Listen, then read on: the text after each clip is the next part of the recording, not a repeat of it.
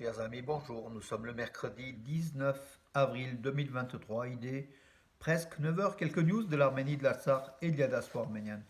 On commence donc par trois affiches. Donc vendredi, ça sera ce vendredi, donc 21 avril, à Bourg-les-Valences, salle Chenevier de la MJC Jean Moulin. Un débat, une table ronde sur le génocide. Est-ce qu'un nouveau génocide des Arméniens peut-il se reproduire? Donc ce sera le débat, la table ronde d'Arménia, que vous connaissez, hein, donc Arménia qui réalise régulièrement donc, des tables rondes. Il y aura des personnalités lors de cette soirée, surprise, donc on en reparlera. Et puis donc dimanche, le lendemain, donc pardon, donc dimanche, ce dimanche 23, à Valence, il y aura une veillée à partir de 19 heures devant la stèle du génocide, œuvre de Tauros. Mais à Privas, à 14 heures, Michel Vallat, le maire de Privas, un grand ami de l'Arménie et des Arméniens, invite le public à l'inauguration d'un Ratchkar. Un Ratchkar donc, à Privas, c'est le premier donc, dédié au génocide des Arméniens. Ça sera à Privas. Et puis il y aura un concert de musique après, donc voilà, une réception. Une très très belle. Donc Privas, qui est le chef-lieu, en fait la capitale, du département de l'Ardèche, qui est un département voisin de la Drôme, hein, de Valence et de la Drôme pour ceux qui ne savent pas. Voilà mes amis. Et puis surtout donc le C24 invitera donc à Valence pour le 108e anniversaire du génocide des Arméniens. Donc ça commencera à partir de 18 heures après la cérémonie donc enfin, de la République en fait au mémorial au parc Chouvet, pardon, pas au mémorial, au parc Chouvet, donc devant le lieu de mémoire du parc Chouvet, oui, avec la cérémonie républicaine en compagnie donc du préfet de la Drôme. Et puis donc après, surtout à 18 heures, donc rassemblement place Champ de Mars, donc devant oui, au kiosque Péné. 18h30, départ des manifestations. 19h, arrivée donc square Jean-Manouk Stépanian par la rue d'Arménie en fait, hein. On va longer les boulevards par les trottoirs en fait, comme chaque année, comme ces dernières années du moins. Et puis discours donc à partir de 19h, donc la cérémonie se clôturera vers 20h, 20h15. Voilà, ce sera pour ce lundi 24 avril à Valence. Les nouvelles. On va commencer les nouvelles, mes amis, encore une fois par le sport. C'est le sport où on a eu le plus de, comment dirais-je, de joie, de joie. Vaskente Vanyan en lutte libre à Zagreb dans les 65 kilos. Il a été champion d'Europe, champion d'Europe. Donc voilà, il s'est imposé en finale sur le score de, tenez-vous, 12-1 face à Mikhail Salim Naïm, donc, qui représentait la Bulgarie. Voilà, donc Tevanian qui est, comment dirais-je, qui est champion d'Europe pour la troisième fois. Pour la troisième fois. Voilà, il s'était imposé aussi contre un Azéri ou un Turc en quart de finale. En tout cas, très très belle compétition et très très belle médaille d'or. Et puis les surprises n'arrivent jamais seules en fait, hein. Donc voilà, donc une nouvelle médaille. Arsenal Outunian a battu, pardon, peut-être une nouvelle médaille. J'ai un petit peu vendu trop vite. Ça sera ce soir de la finale. Donc Arsenal Outunian a battu donc un autre Arménien en fait, hein, Arman Eloyan, qui représentait la France. Vive la France. Mais celui de l'Arménie donc, a gagné, donc Arsenal Outunian, qui est connu. Il a atteint donc la finale des championnats d'Europe de lutte libre. C'est à Zagreb, ça sera ce soir, donc on verra si on a une nouvelle médaille d'or, enfin un nouveau titre européen. C'est dans les 61 kilos, voilà.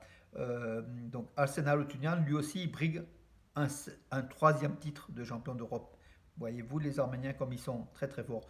Et en haltérophilie, championnat d'Europe d'haltérophilie qui se poursuivent en Arménie. Donc hier c'était une journée sans, il n'y avait pas dans les compétitions, il n'y a pas comment de leader arménien, donc il n'y a pas eu de médaille. Mais aujourd'hui, ça commence, le sérieux commence à partir d'aujourd'hui à Yerevan. Yerevan qui organise de façon extraordinaire ces championnats d'Europe d'haltérophilie. Yerevan qui mérite d'organiser les championnats du monde et même des compétitions internationales beaucoup plus importantes. Les Arméniens savent faire, savent organiser. Voilà. Le Premier ministre arménien Nikol Pachinian voit une grande opportunité de réguler des relations avec la Turquie. Bon, ça c'est connu, donc il a encore affirmé que c'est l'occasion et que le fait d'avoir aidé de façon humanitaire la Turquie lors du séisme, ça a aidé grandement à redonner pardon, de la chaleur dans les relations entre Yerevan et Ankara. Et il y a une grande opportunité, d'après Nicole Pachinian. Voilà, une vingtaine de personnes ont été arrêtées en Azerbaïdjan, soupçonnées de coopération avec les services spéciaux iraniens. Bon, maintenant, tous les dossiers vont émerger, vous savez, du moment où les relations sont tendues entre Bakou et Téhéran, on verra de l'escalade, peut-être jusqu'à l'aboutissement d'un conflit armé. On verra. Voilà, Galo Paylan, qui a été député deux fois donc en HTP en fait, hein, sur la liste des HTP pro-kurdes. Il peut plus se représenter donc au Parlement parce qu'en fait là, il y a une loi qui dit qu'on ne peut pas faire un troisième mandat donc sous le même parti. Et il refuse donc de changer de parti, même si le HTP va changer de nom. C'est ce que m'a signalé aussi mon ami Khosrow Idiozer. Il ne va pas participer comment à la députation, donc au Parlement au législatif pour le Parlement turc. Il a fait 8 ans, donc il a affirmé donc à Lopaylan il a dit entre guillemets, j'ai porté mon identité arménienne avec honneur pendant 8 ans dans le Parlement de Turquie. Galo Paylan n'a pas hésité à parler des personnalités donc disparues lors du génocide de 1915. À chaque fois, il a revendiqué, il était là avec des risques énormes qu'il prenait, des risques physiques et des risques politiques. Et Galo Paylan était aux avant-postes. En tout cas, il a fait honneur à son origine arménienne, à sa patrie, et puis bon, la Turquie où il vit en fait. Hein. Turquie ou pas, Arménie occidentale, puisqu'il est député de Diyarbakir, qui est la partie aujourd'hui du Kurdistan irakien, mais qui est en Arménie historique, hein, tout simplement. L'Arménie occidentale, Diyarbakir, c'est notre Dikranagert. Voilà, fondé par Tigran II le Grand, comment dirais-je, l'empereur arménien, le plus grand roi arménien de tous les temps, a priori. Aliyev, une nouvelle fois, menace donc les Arméniens qui vivent au Karabakh. Il les menace en fait, il dit si, soit ils prennent la nationalité azérie, soit ils dégagent. Dégage, c'est un terme un petit peu, comment dire, vulgaire, mais c'est de cette façon-là que Aliyev traite les citoyens, donc les Arméniens. Soit, donc, il dit les Arméniens du Karabakh devraient obtenir la citoyenneté azerbaïdjanaise, soit trouver un nouvel endroit où vivre. Un nouvel endroit où vivre. Vous vous rendez compte ce que cela veut dire? Cela veut dire que les Arméniens, peuple d'origine, ne sont pas sur leur terre, doivent partir ailleurs s'ils veulent vivre en tant qu'Arméniens. C'est énorme, énorme, cette expression de haine, une nouvelle fois, d'arménophobie du dictateur azéri. Voilà. Et c'est dans cet Azerbaïdjan-là que Bakou voudrait que les Arméniens vivent.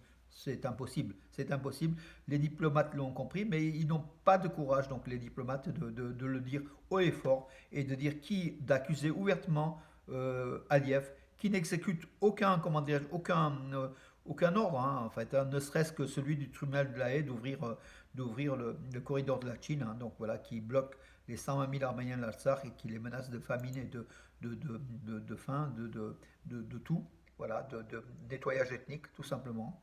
Et voilà où on en est, mes amis. Donc, sans que le monde bouge une nouvelle fois, je vous le dis. Oui, la ministre de la Santé d'Arménie donc, a affirmé que l'avis des trois militaires, donc en fait le 11 avril, six militaires arméniens avaient été blessés lors de l'attaque azérie qui avait coûté la vie à 8 Azéris, mais qui avait coûté aussi la vie à quatre soldats arméniens. Six autres soldats arméniens avaient été blessés, trois légèrement, donc ils étaient ressortis d'hôpital. Trois sont toujours hospitalisés, mais tous les trois, donc même le plus grave, leur vie n'est pas aujourd'hui en danger, ils sont hors de danger. C'était dans la région de Sionik, près du village de Terrain. Donc c'est Anaïd Avanessian, qui est la ministre de la Santé, qui l'a affirmé hier. Une délégation conduite par le président de l'Arménie est arrivée hier soir à Vilnius, capitale de la Lituanie. Donc le président de la République d'Arménie, Vakon Khatchaturian, aura des rencontres en Lituanie, sachant que la Lituanie, comme les trois pays baltes, hein, fait partie donc de l'Union européenne. Voilà, les trois pays baltes, Lituanie, Estonie et Lettonie.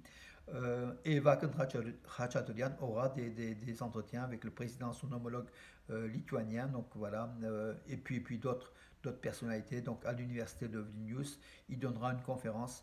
Euh, voilà mes amis, sachant que les relations entre Yerevan et Vilnius, généralement entre l'Arménie et les États baltes, sont très très bonnes. Et puis les États baltes qui peuvent permettre à l'Arménie de se rapprocher encore davantage de l'Union européenne.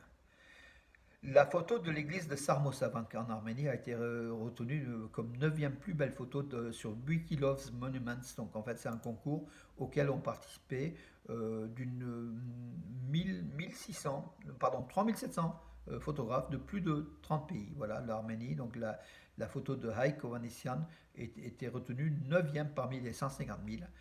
Donc, la légende était, c'était une belle journée d'hiver et je voulais partager un moment agréable de mon incroyable pays, donc l'Arménie, hein, voilà, avec Sarmosavank, ce monastère, enfin cette église qui est superbe, et sous la neige, surtout c'est l'angle de la photo, c'est sous la neige, elle est très très belle, bravo à ce photographe. Euh, voilà. Que dire d'autre? Alors, je vais regarder s'il n'y a pas une ou deux infos. Donc, mais écoutez, j'ai fait le tour pour aujourd'hui en tout cas. Je vous souhaite une bonne journée, un beau mercredi. Chez nous, c'est ensoleillé. On va profiter, mes amis. Et puis à demain. Bonne journée.